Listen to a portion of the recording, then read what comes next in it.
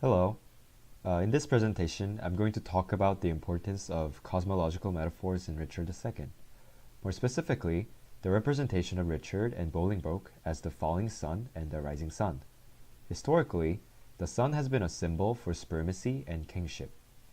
Shakespeare also uses that symbol and applies the analogy between a king and the sun to portray the rebellion of Bolingbroke and ultimately the downfall of Richard II.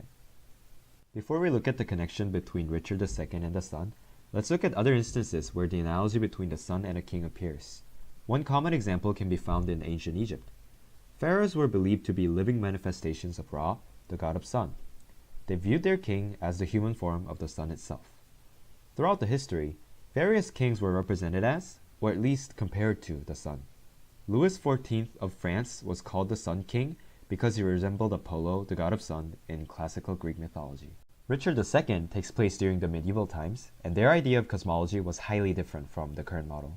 The idea of celestial spheres, which showed the Earth in the fixed center, and other planets including the sun and the moon revolving around the Earth, was the common belief until the 17th century. Heliocentrism was only introduced during Shakespeare's time, but he seemed to uphold geocentrism. Thus, the analogy between the sun and a king does not come from the fact that the sun is the center of the universe, but it comes from the fact that the sun is essential to living creatures on Earth. If we connect this logic to the idea of kingship, we can understand that a king is not the core of a country, but more like an overseer that protects and guides a country. So, even if the king is replaced, the country is still the same, only its leader is changed. This is where the analogy justifies the rebellion in Richard II. If the king is harming the earth, you simply switch to a better sun. Let's jump into the text and look at evidences of the sun imagery. In scene 3, Richard compares himself to the sun by saying that he is the searching eye of heaven, and he darts his light through every guilty hole to spot treasonous act of Bolingbroke. Bolingbroke also portrayed Richard as the sun. King Richard doth himself appear as doth blushing discontented sun from out the fiery portal of the east, when he perceives the envious clouds are bent to dim his glory. Here, he is alluding to himself being the cloud that can cover Richard in the shadow. When the sun sets, night begins. The contrast between day and night can be used to describe the situation between Richard and Bolingbroke.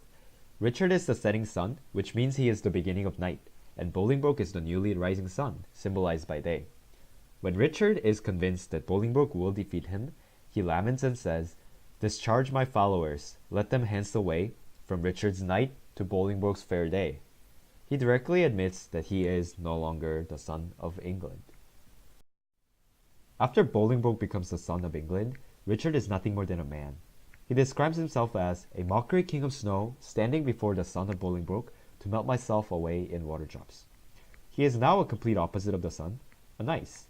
The warmth of the sun is critical to the coldness of an ice. Richard can't see himself as the sun anymore, as he looks into a mirror and only sees a face of mere men. Was this the face that, like the sun, did make beholders wink? Throughout the play, the Earl of Salisbury makes notable foreshadowing about Richard's fate. He loves to use cosmological metaphors, which includes his soliloquy in Act 2, Scene 4. "Ah, Richard, with the eyes of heavy mind I see thy glory like a shooting star fall to the base earth from the firmament. Thy sun sets weeping in the lowery west." Richard's sun is set, and finally became a comet that brought him from the sky back to the ground. In Greek mythology, Apollo is the deity representing the sun, and he had a son named Phaethon. The story of Phaethon is that he begged his father to let him try riding the sun chariot. Eventually, he was unable to control the horses and fell to earth. Richard ironically compares himself to Phaethon. "Down, down I come like glistering Phaethon, wanting the manage of unruly jades." Perhaps Richard was on the sun chariot too, but was damaging the earth so that Bolingbroke took over the sun chariot.